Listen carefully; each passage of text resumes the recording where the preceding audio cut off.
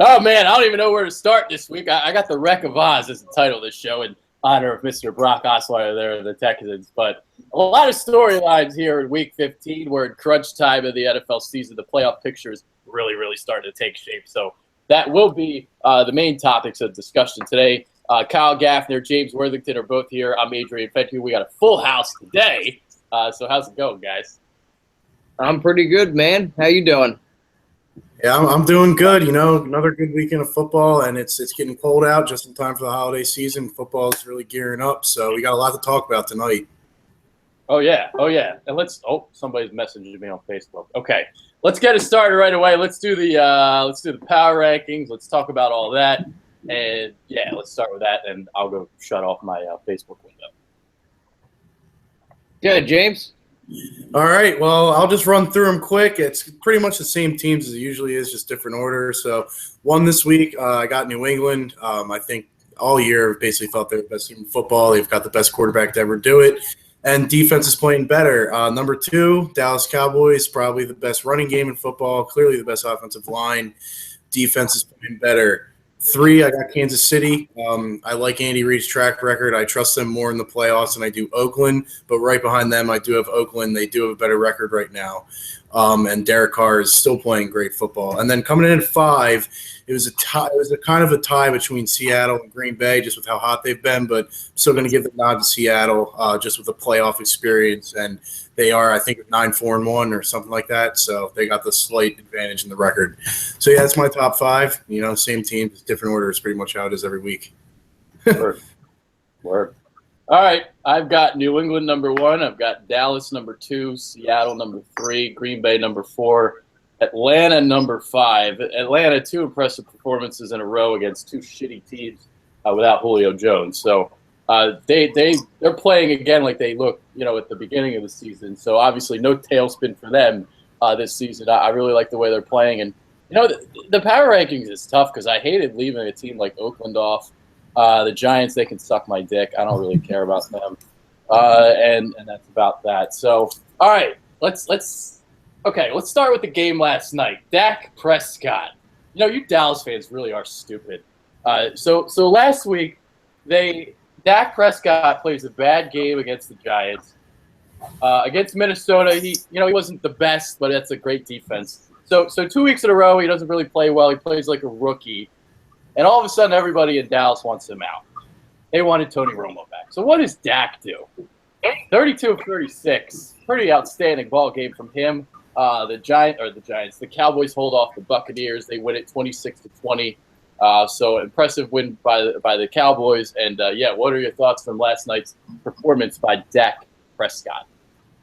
I think he really answered the bell. I mean, a lot of fans were jumping ship. After one bad game, they were just giving up on this kid, calling for Romo. And I think he came out and played really well. I mean, his percentages were high. He made a lot of smart plays. And he looked like he's been playing all season. He really came back and played really good.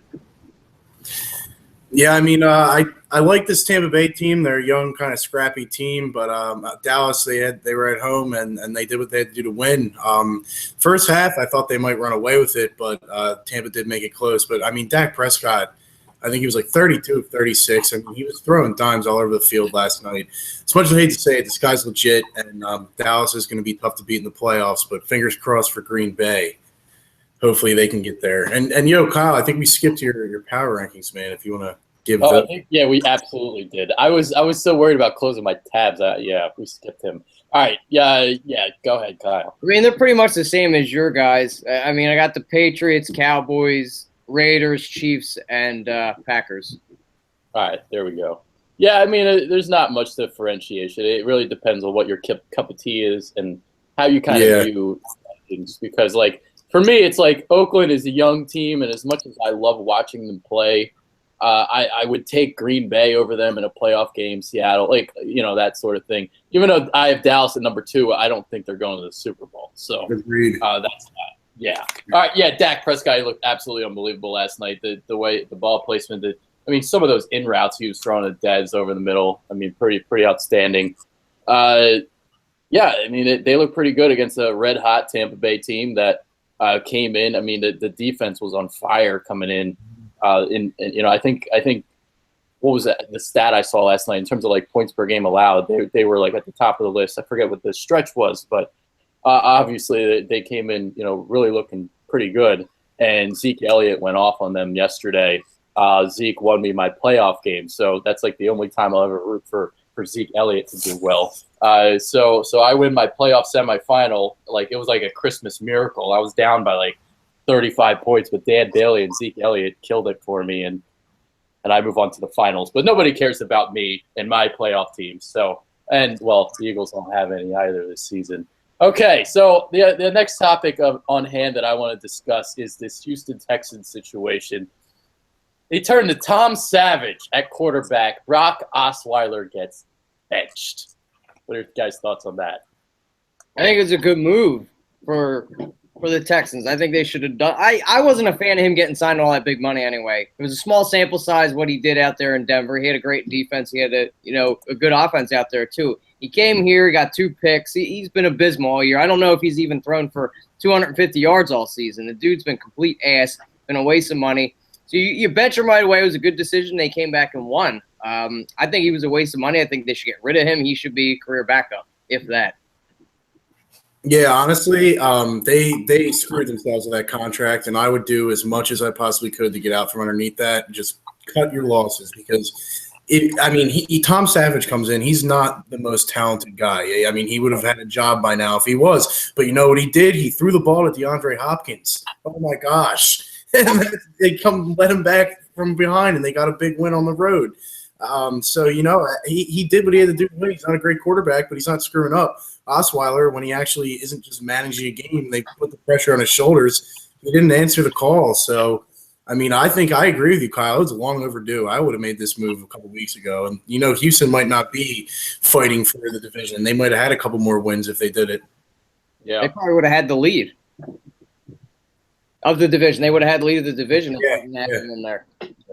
Yeah. I hope Tennessee wins that, though. They're way better. They've been playing on fire. They've been looking really good lately. Yeah, we'll get to the Titans in a bit. Yeah, my thoughts on the situation. I understand why they signed a free agent quarterback because they're in a situation right now where they're ready to win now. You got J.J. Watt in his prime, got DeAndre Hopkins in his prime. You want to win right now. But Brock Osweiler is not the guy you target in free agency.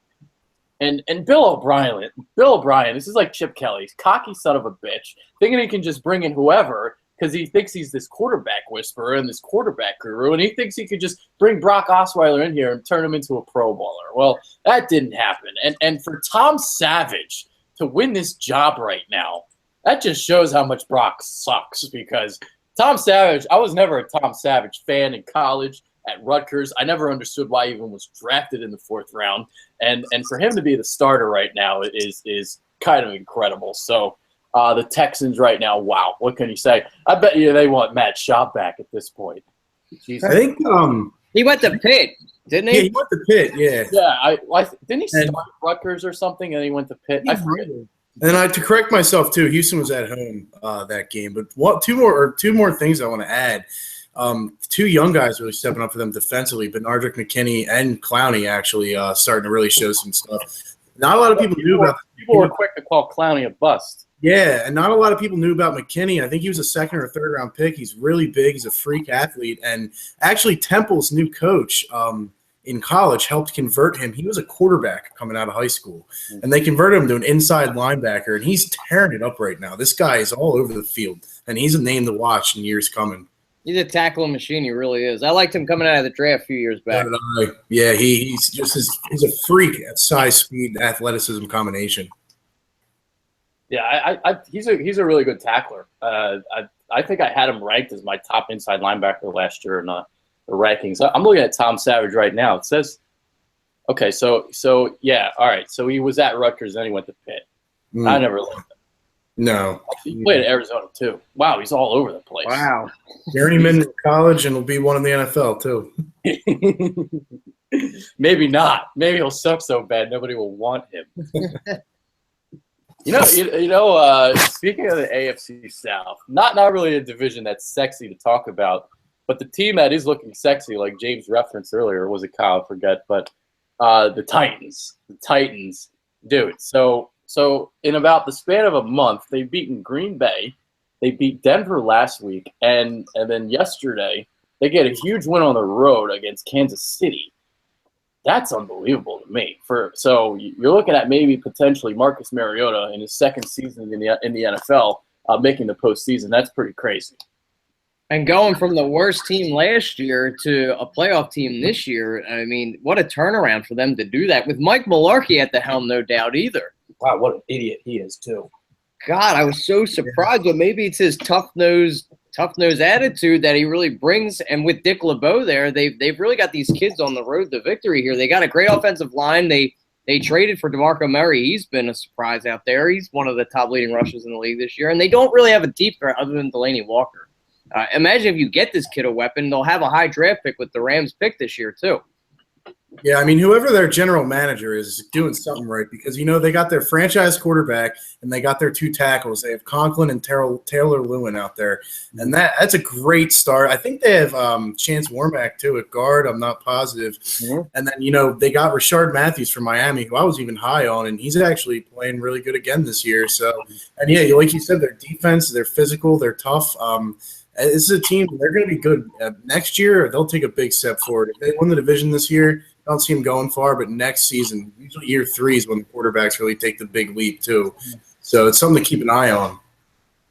Yeah, I can see them making that leap to like 11-5. So, yeah, I like that team a lot. And please don't let Houston make the postseason. They are so boring to watch.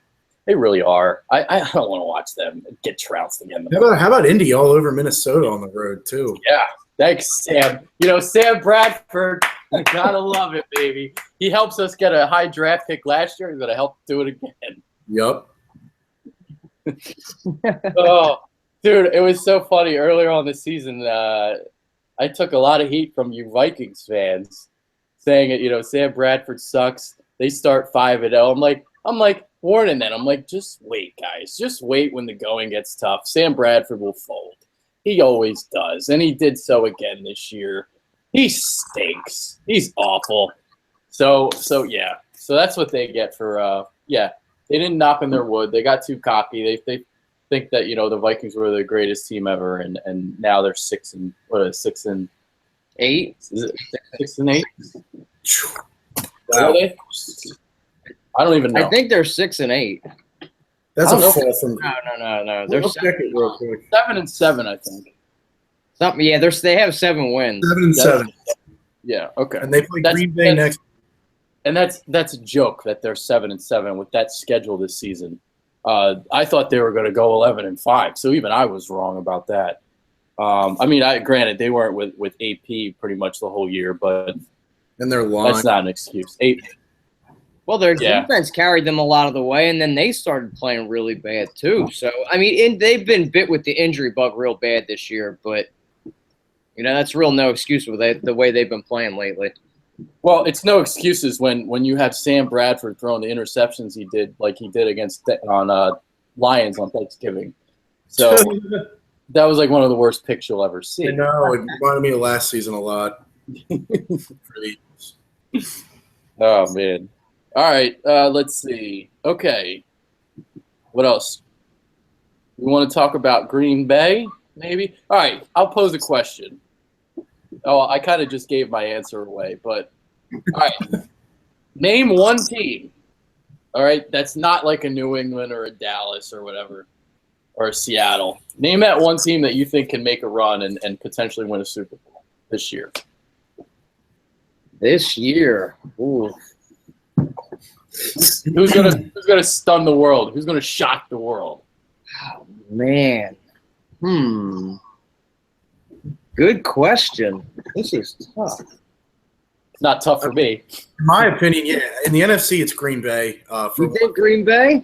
Yeah, Aaron Rodgers, and he's on fire. And then in the AFC, I still think Pittsburgh can make some noise if they get in, just because of the quarterback and their offensive firepower.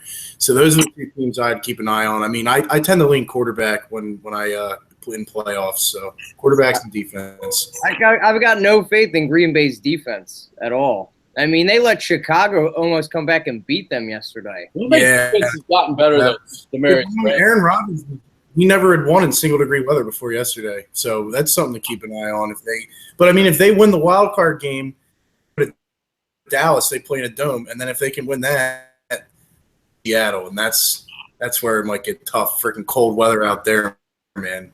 I think their defense has played better since they got Demarius Randall back in the secondary. That was the big problem for the Packers, was defending the deep ball. They were like when Tennessee went for all those yards and all those points against them, they were hitting on a lot of deep balls and beating them deep. And I mean, that secondary is a joke. But with Demarius Randall back, even though it's just one guy, it does make a difference. And they're starting to get some pieces back on their defense. So not that it's the best in the world, but if Aaron Rodgers is going in red hot, that's all that matters for them. So it's like if it's a bend but don't break defense, that's all they need.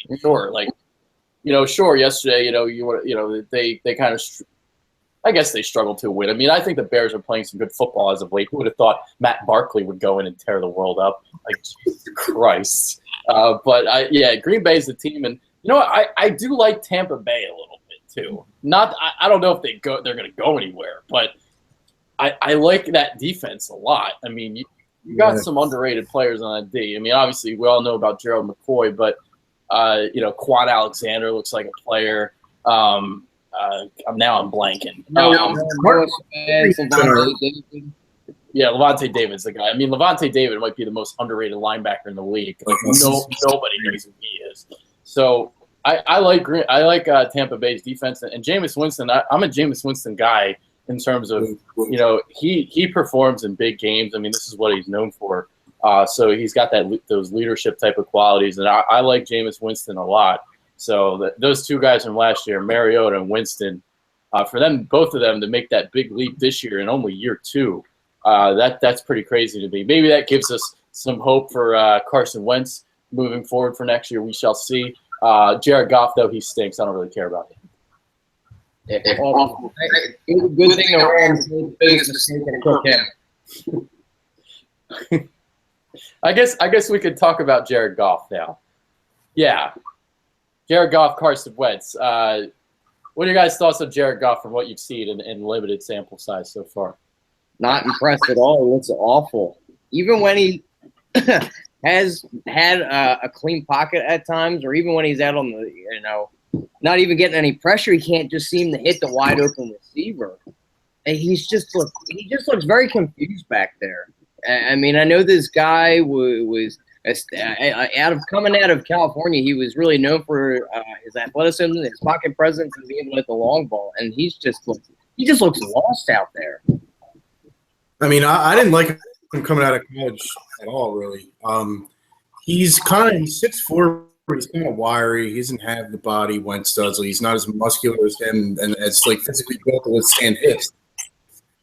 Since they ran a Cal, it was more so like the line barely blocked, and it would be these quick passes, and it wasn't really an NFL system, which is why I like Wentz better too, because he was making – he had to in college. Granted, it was D1 AA, but I mean, he ran an NFL system down there, so that's why I preferred him over Goff from the get-go.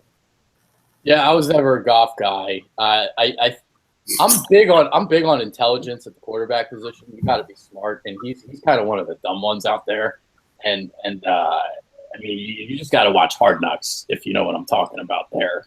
Where does the sun set, Jared? But yeah, I mean, Kyle made it kind of makes my point there, and like you can sit there and say his offensive line stinks, his wide receivers stink. It's kind of like almost like the situation here in Philadelphia. You got a bad coach, but what you got to evaluate on tape is when that pocket is clean, and maybe where the ball placement is and stuff like that. And I'm just not seeing it. I'm seeing flashes out of Carson Wentz. I'm not seeing anything from Jared Goff.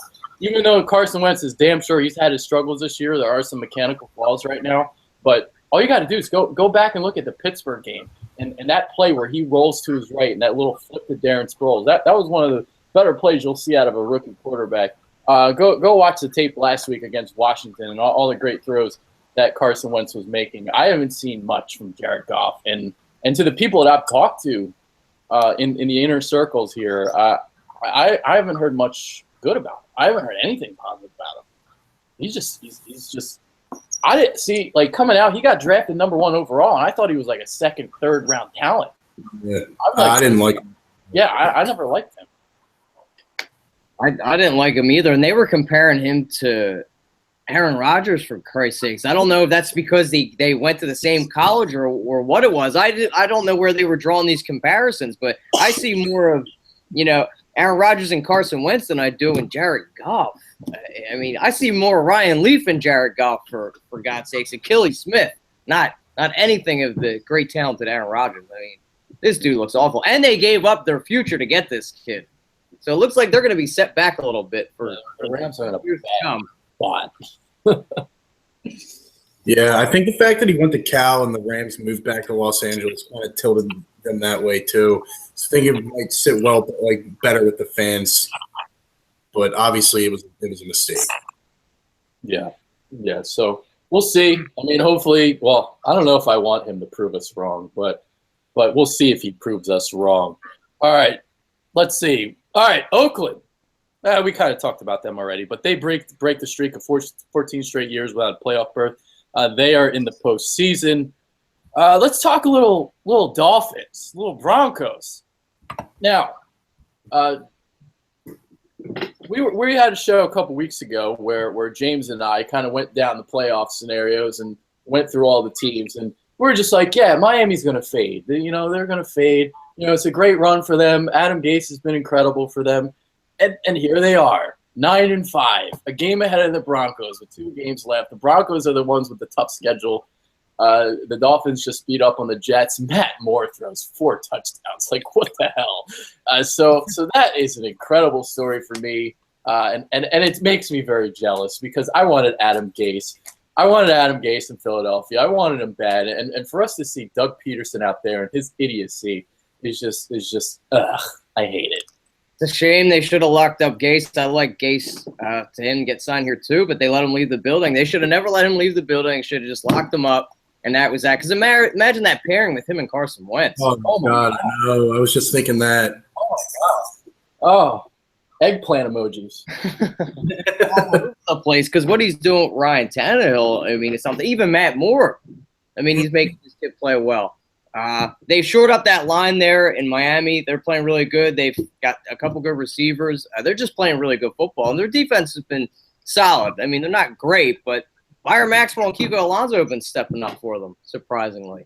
Well, Miami's defense lately has been playing really well, and it started up front. They're finally getting their money's worth out of all those guys they paid, and that's where they're winning the games at. And then also, yeah, you said the receivers. I mean, they've got 2 good ones, young good ones, in Parker and Landry. So, I mean, and Ajayi looks like he could be decent. I know he's fell off a little bit of late, but I mean, they, I might have been wrong about them. They keep on winning even with a backup quarterback. That's impressive. I mean, me and Adrian, we both said they would fade, and like he just said, they're here at 9-5, looking more and more like they might make it in. So it's gonna be it's gonna be a fun 2 weeks. Well, teams like that usually do fade. We're going by the history of the NFL and how it normally works, and they're proving us wrong. And you know what? I kind of want to see them in the postseason. Denver had its time to shine last year. They won their Super Bowl, and they're not exactly fun to watch either. So, although I like watching their defense, but yeah, that offense stinks. And yeah, hey, I want to see the Dolphins in the playoffs. Screw it, whatever. All right, let's see what else. Jaguars fired Gus Bradley. Woo! It was a long time coming. The guy had to go. He was soft. He was known for bringing a tough, tenacious defense, and the Jaguars were last in every category on both sides of the ball. He did nothing to improve himself. I just think he was too soft to be a coach. I think they need a tough-nosed guy in there to be yelling at their players and really get them straight, because it didn't seem like they respected Gus Bradley at all either. I know a lot of guys were tweeting they wanted him out of here. He wasn't a good coach. They didn't respect him. So it was a long time overdue. It's crazy. Wasn't he a pretty good defensive coordinator, though? I mean, and they're usually tough guys if you're a good coordinator on defense. And it's interesting to hear he was soft. I don't know much about him, but boy, has Blake Bortles regressed, man. Wow. I mean, I wasn't too high on him coming out of college, but he looked like he would, something could be going on good there in Jacksonville last year. They had him, A-Rob, Julius Thomas. He was coming into the season healthy. Hearns, Marquise Lee's taking leaps forward this year. But, I mean, they really regressed. They were a big they were a pretty popular wild card pick or like a breakout team this year, I think. Yeah. Them and the Raiders. Them and the Raiders were the two. And obviously the Raiders have lived up to expectations. In fact, they've kind of surpassed them. I think I had the Raiders going like 10-6, and they're what are they? 11-3, 10-3, 11-3 now. Yeah. 11-3, yeah. So for that to happen, and like you look at these guys in the Jaguars defense, you'd think they'd be so much better. Like you got Telvin Smith there. You draft Jalen Ramsey in the first round. Jalen Ramsey finally had his first pick yesterday. Malik Jackson they signed in the offseason. You got Dante Fowler. Yeah. Yeah. So I mean, they have some. I think there's some talent on that defense too. Jonathan Cyprien, to Sean Gibson. They brought him in from Cleveland during the offseason. Miles Jack too, another young and up and coming. Yep. And to see them in the bottom of the defensive rankings is a little bit mind-boggling, especially with a defense supposed to be a defensive-minded coach. So, that's a little stunning. And they were going to fire him. I mean, it was coming eventually. So he and Jeff Fisher were the two guys that were really on the hot seat this year. So that's that. All right. Besides that, what else? All right, Giants beat the Lions. Are you guys buying into the Giants yet? The defense has been showing up, playing that all that money they spent on the defensive side of the ball has really seemed to be paying off because their defense is playing well. Their offense is off and on. I think they have a big problem there at left tackle. I think Eric Flowers gives the blind side to Eli Manning. I think they could really take advantage there. But their offense was very impressive in the beginning of the season. And I feel like they've kind of regressed. But their defense has really carried them into these ball games, I think. Yeah, I was big on the Giants coming into this season. I thought their offense was going to be really good. They really don't have a running game. Eric Flowers is complete garbage. But the thing that worries me as an Eagles fan is this is looking more and more like the Giants teams that have made deep runs in the playoffs. They win with defense and they get lucky. And what have they been this year? Lucky. And the defense is really good. So, and the thing, the saving grace here for Birds fans is I think Janoris Jenkins just got hurt. That's going to cost them. That's their number one corner. But I mean, if they sneak in, man, as a wild card, I hate to say it, but I don't want to see it. I can't. I can't even talk about it, man. Imagine if it's them and the Patriots again. Oh wow! No, it's looking like the same type of thing. You never know, dude. That's like the greatest analysis ever. Fucking, they have a great defense and they're getting lucky. The schedule and everything else, man. Yeah. Well, I'll tell you what. It might get lucky with how things might turn out. We'll see how it goes. I mean, if they play Green Bay though in a wild card game, I don't think they win that game. No. But if they don't play Green Bay, then all of a sudden that might set up a divisional playoff against Dallas, a team that they own right now. So you never know. And as history says, they do get lucky, and if they do get lucky, then they might make a run. You never know. Greatest, best analysis ever, James. Something funny I heard on my drive into work. Ray Didinger was talking about like the Amtrak, like going up the East Coast and Northeast, and every stop except us and Wilmington has a Super Bowl, and obviously Wilmington, Delaware doesn't have a team. So we're like the only stop in the Northeast like Amtrak line that doesn't have a Super Bowl. Washington, New York, I think I guess New England's probably in there too. And it was just like it just hit my feelings so well. It's like, you know what, that's just typical Philadelphia, man. If New York gets another Super Bowl before we get one, I'm gonna be salty, dude. Be real upset. It always amazes me that the Redskins have a Super Bowl too. They have 3 Super Bowls. Yeah, Washington's got 3. It's tough, man. Sad.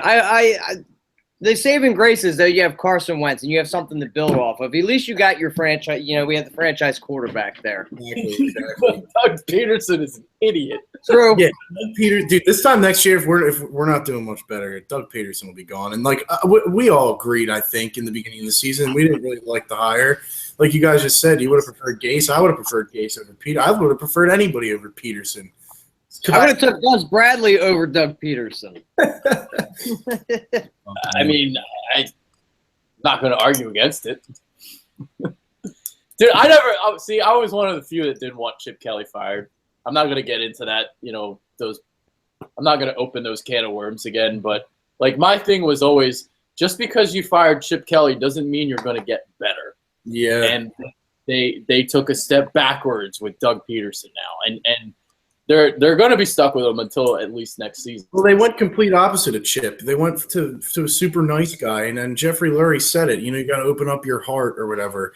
And it's just, it's a shame. We would have never given Chip player personnel. He would probably still be here, but we couldn't undo that once we gave it to him. That was the problem because he's not a personnel guy. Obviously, I think he's got some. I don't care what he's doing in San Francisco right now. That team stinks.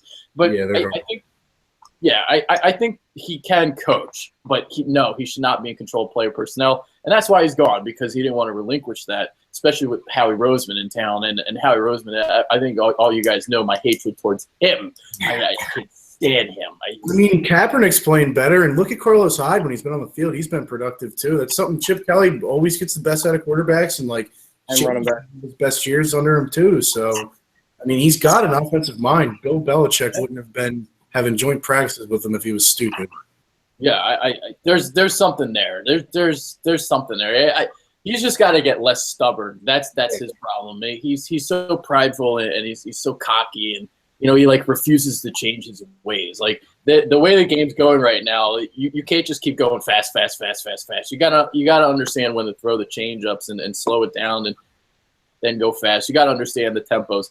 He was ahead of the curve. Well, now the curve is caught up, and he has to catch up again. So, well, not catch up again. He's there, but he has to get ahead of the curve again. He has to figure out a way to do that, and that's something why Andy Reid has been successful for all these years. Like a guy like Jeff Fisher, he just kind of kept the same kind of offensive approach. Andy Reid has evolved over the years. Yeah, Andy Reid has included the pistol. He's included this, more of the spread and stuff like that. It's not just strictly West Coast anymore. It's spread-ish, as Doug Peterson liked to call it before the season. So you got to evolve as a head coach. Bill Belichick is doing it in New England, and that's why some guys they stay and some guys they struggle. Like a Rex Ryan right now. Rex Ryan is about that old school type of run the ball type of philosophy. That style's not working in this era of NFL. But he's another guy that's got a huge ego and won't settle down for anything. Yeah. Some guys are just better off as assistants than they are head coaches. Foot in his mouth. Yeah, he is. He always does. But don't you think Jeffrey Lurie went with Doug Peterson because it's the familiarity? The same thing with Andy Reid. You go off and get an offense coordinator that had really good success as a head coach, and he wanted to kind of bring those winning ways back. I feel like that's why he went off and reached out to Doug Peterson. That's why I think he switched off from going from Chip back to the old ways if they had with Andy Reid. Yeah, and obviously – go ahead. My bad. Go ahead. I cut you off. Go ahead. Well, one thing that was a big flag to me is, honestly, I didn't even know if the Eagles knew exactly what they wanted. It's because I think their two final candidates were Doug Peterson and Tom Coughlin. And they're complete opposite coaches. So that told me right there, I don't even know if I don't know. Honestly, I don't even know if they wanted Doug Peterson to begin with, but that's who they got. And it is Andy Reid, and it's complete opposite of Chip. But yeah, that was a red flag to me in the offseason when it came down to those two. That was the worst coaching search of all time.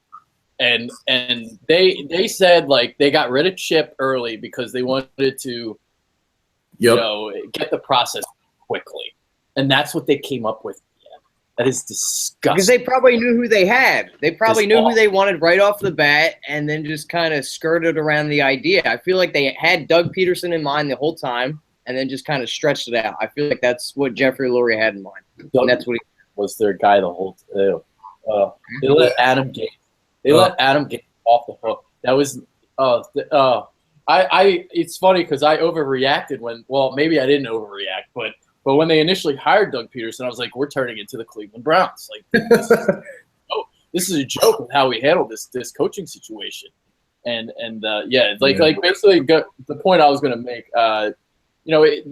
they are literally trying to replicate this Andy Reid era, obviously. And you remember Andy Reid. Andy Reid wasn't even a coordinator. He was like He was like quarterback's coach. Yeah, there you go. Quarterback's coach under Mike Holmgren.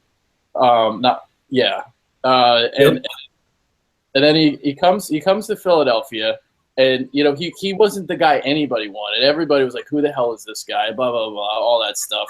I forget who was the guy that they wanted initially. I'm like blanking today. This isn't good. I'm getting like killing brain cells with all the alcohol I drink. Yeah, that's too many Mad Elfs this weekend. Treg's Mad Elfs, by the way. So it's like it's the same type of philosophy. They think they're gonna like hit a home run, like they think they're gonna hit again, like on a like they're basically trying to shoot for like a inside straight, like the odds of Doug Peterson turning into Andy Reid are slim, and like I don't know if I just made any sense there. I might have. The thing about Doug is the players do like playing for him, and that's something we didn't have with Chip here. And that is important. Like if your players, if they don't want to play for the head coach, like that, that's bad. So that's the one. That's definitely important. But you can't be a pussy either. Exactly. Yeah, he needs to toughen up. He's got a big learning curve ahead of him, but I'm not completely out on him yet. I think he's going to benefit if we can get more players in here around Wentz and fill our holes. Doug Peterson will benefit from having good players around him, and he just needs to not freaking out-coach himself.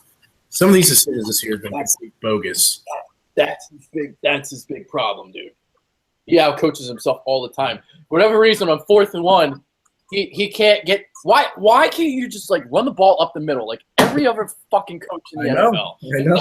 It's let's call it jet sweep to Nelson Aguilar because that's going to work. And the fact that he comes out – He comes out and says, "Well, I wasn't going to run." He comes out and says, "I wasn't going to run on the 2-point conversion. There's no chance we weren't. They were going to go 0 blitz." It's like, you know what? Good football teams trust their offensive line and just put freaking hammer to the nail, dude, and just full force. You know what? If we can get a yard or two, we're going to win this game. And if we can't, you win. And that's what good teams do, especially late in the year. And our offensive line, honestly, played great. So Malu, probably our center next year, was out at right tackle. He looked good. They held their own against Baltimore. He did more than that, and to not even consider running up the middle. I'm not going to say the slant could have worked. It didn't get batted down, but at least consider running. To say it wasn't even in his mind, I just can't understand that. Kyle, got anything to add? I don't. Yeah, and it happened. We've seen it even throughout the year. A couple games that we saw, or the Packers game that we went to, they just give up on the run. I feel like you just become so predictable over that point. Like you're going to run, or even try to run it with Wentz. Just try to mix it up a little bit.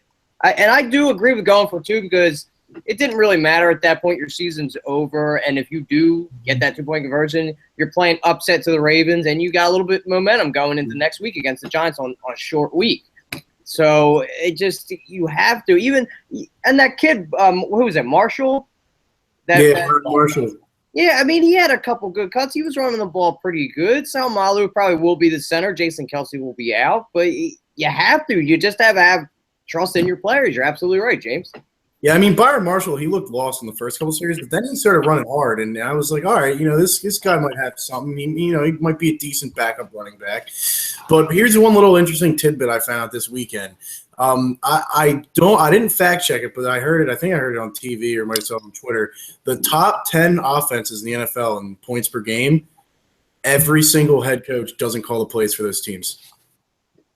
They have the coordinator calling the plays, and that's what maybe Doug's not going to give a play calling, but he has to manage a game. He's bad in like crucial decision makings on the fly because he might have too much on his plate, and we're going to have to find out in the years coming.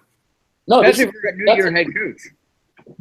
Good. What was that? Oh, I was just going to say that's a great point because that's something we've discussed on But I've been on 4th and John with E-Rock the last couple of weeks. I'm going to be back on there tomorrow. That was a topic that we discussed about is should he be giving up his play calling?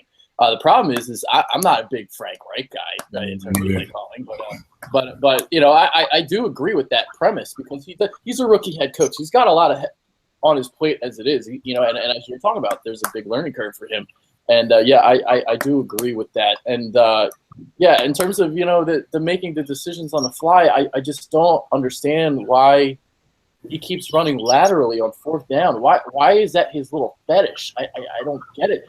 He did it last year in Kansas City too. He'd call in the plays in the second half, and he would do that. And I would always question him, like, well, why are you running a jet sweep with Chris Conley on 4th and 2? He's out coaching himself, and he puts the ball in the hands of our worst player, who's been the most unreliable player all year.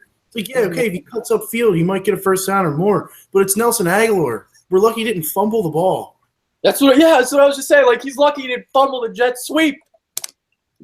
Jesus Christ. And, and the comment on the offensive line, that's something I've been hearing a lot of complaining about from the commenters on our videos is that the offensive line stinks. I don't think that's true at all. And we saw it yesterday, just how dominant they can be in the running game. And that's pretty impressive considering the fact that you had all these guys out. Isaac St. Miles is basically your 3rd string right tackle at this point.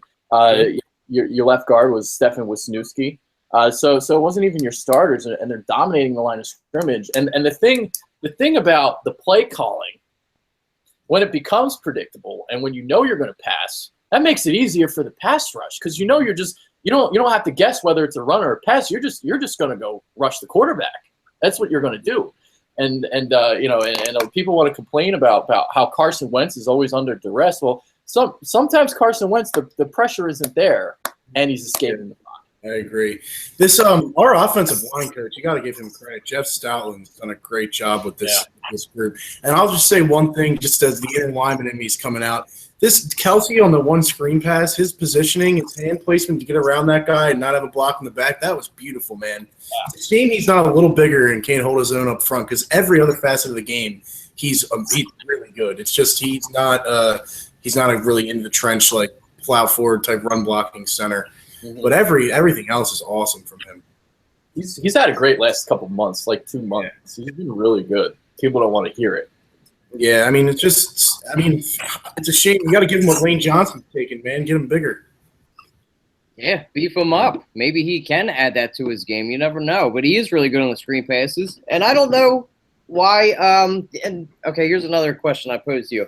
So, do you think Jeffrey Lurie is obviously going to give Doug another chance next season? But if it starts off bad again, or I've heard talks of Harbaugh coming back to the NFL, would you just cut your ties right now and go right after Jim? Would you rather have him in here as the head coach than Doug? Doug's been a rookie head coach. If Jim Harbaugh hits up Jeffrey Lurie and is like, yo, I want to coach Philadelphia, absolutely.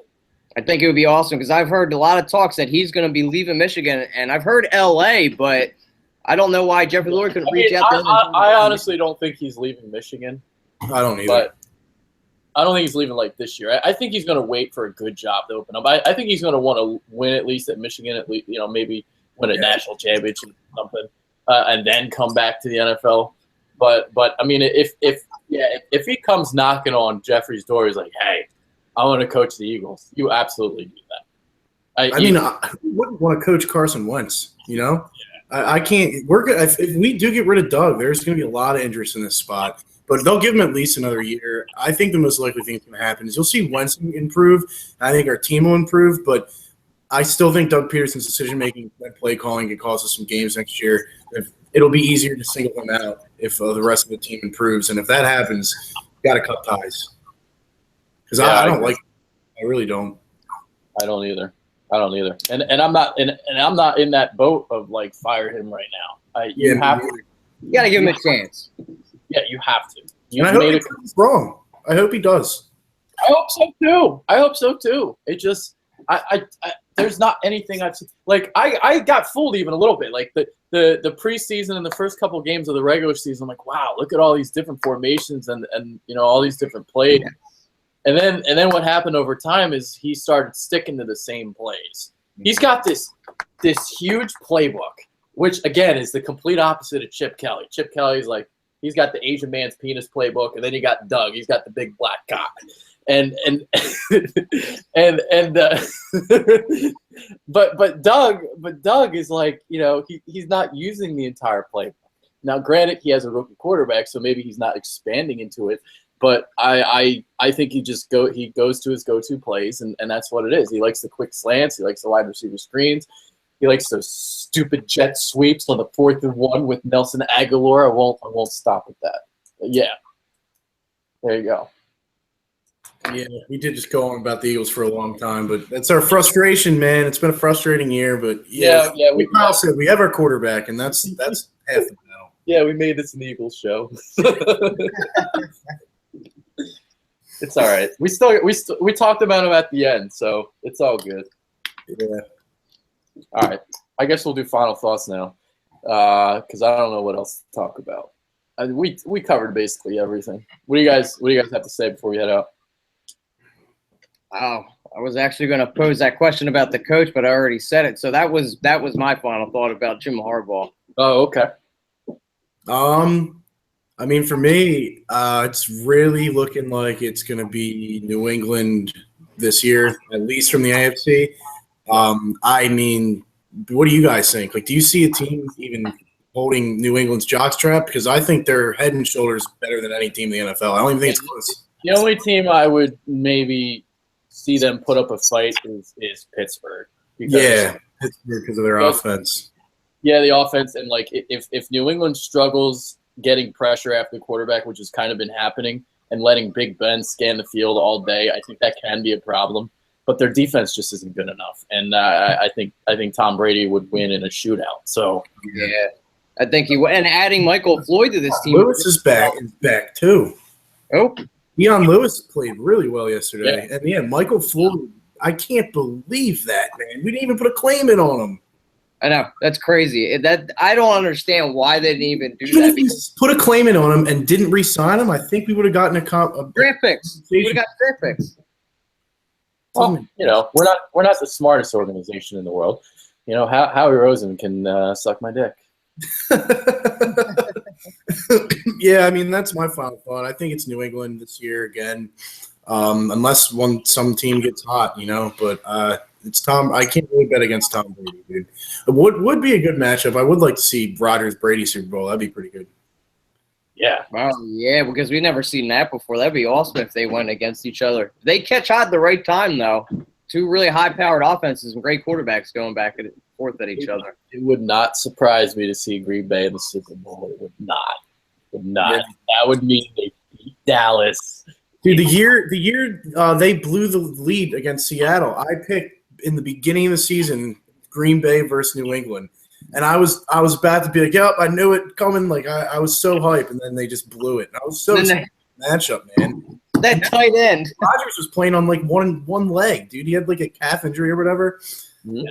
Yeah, I remember that. Yeah, I think I covered that game, dude. That was the worst game to cover of all time because I had the whole game written for Green Bay of going to the Super Bowl, and then the last 2 minutes happened, and it's just like, oh my God. And it's the NFC Championship game, and you're scrambling because they want you to get your quick send out within 10 to 15 minutes. And you're just like, what the hell, dude? You they literally ruined everything. So you're like scrambling while you're typing. And yeah, never again. It's great to watch. It was great to watch on TV, and then it came down to business. I'm like, fuck this. That must have been crazy. Oh, it was. I still wrote a banger, though. I'll have to find that rap. I was proud of it. Yeah, I would peep. That was a hell of a game. Yeah. And, dude, you have Joel Embiid, man. 33 points. Hell yeah. It's going to be a good matchup Tuesday when he faces Anthony Davis. So I want to see if he can put up numbers like that again. Yeah, Brook Lopez, he doesn't really play defense. So. Not really. Yeah, so Sixers will be interesting. We got to get these other two centers out of here. Oh, yeah, especially with Noel. Man, what a fucking cancer. He's got to go. Yeah, man. Yeah, maybe that might be a video I might do individually. We'll see. Noel and that Brian Colangelo little media conference today. Says that he doesn't want to put the Sixers in a bad situation, or I forget what the exact quote, but He said he won't make it bad. yeah, he doesn't want to rush the trade.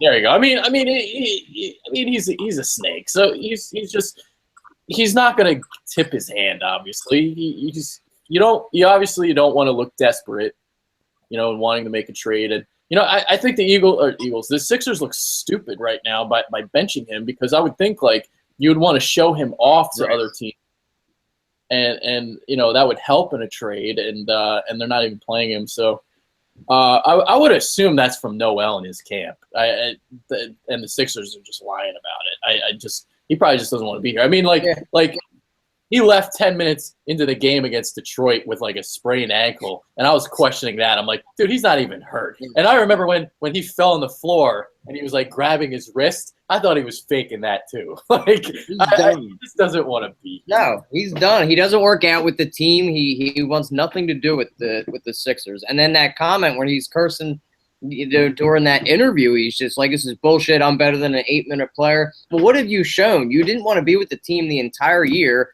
During the offseason, you don't want to work out. Now you want to get max minutes? Why? Like, all right, let's not do any more Sixers stuff. Right, maybe we should do a quick show right after do a Sixers show if you we can talk about Noel if you'd like, but yeah, because I don't want to give too much away. Good point. I agree with you there. There you go. Speaking of sports. Yeah, that's my bad. No, it's all good. I tend to talk too much, so there it is. You started it, and then I just kept putting fuel on the fire, and then Kyle got going, and That's how sports work, man. That's why it's fun to talk about. yeah, hell yeah. Well, it's final thoughts. I mean, it's you can say whatever the hell you want, but my final thought, I don't know. I don't really have anything. Bowl season is underway. I love watching bowl games, although it's starting to reach a point where it's getting ridiculous now. Leonard Fournette and Christian McCaffrey are not going to play in their bowl games. That is ridiculous. Ridiculous. I want to watch these kids play, and now there's getting to be way too many. Jalen Smith, they're doing it because of the Jalen Smith injury. Yeah, that's exactly what it is. Bad. And I hate it, and I hate the fact that there's too many bowl games because there's a matchup, the Heart of Dallas Bowl, which is the most despicable bowl matchup of all time. You got 7-5 Army playing 5-7 North Texas. North Texas is 5-7 and are in a bowl game. That is disgusting. Yeah, Stupid. Awful. That's awful. The New Orleans Bowl was between 6-6 Southern Miss and 6-6 Louisiana Lafayette. I'm still a loser. I'm going to watch the game. I have it on my TV. I haven't watched it yet. But I watch all these games. But some of these, like, I don't know if I want to watch. Like that Heart. So some of these are just awful, and it pisses me off too because Temple would go. They went twice where they went 8-4 and they were left out of a bowl game, and now all of a sudden I see teams like 5-7 North Texas. Yeah. Just think they could just stroll in and make the bowl. Fuck Make that. random Fuck bowls. Yeah, it sucks. Wakey leaks happened before we got to get the leak, man. I wanted to get that intel for Temple. Jesus Christ. So yeah, that's my final thought. Bowl system is just it's screwing up right now. There's too many bowl games. I never thought I'd say that, but there is.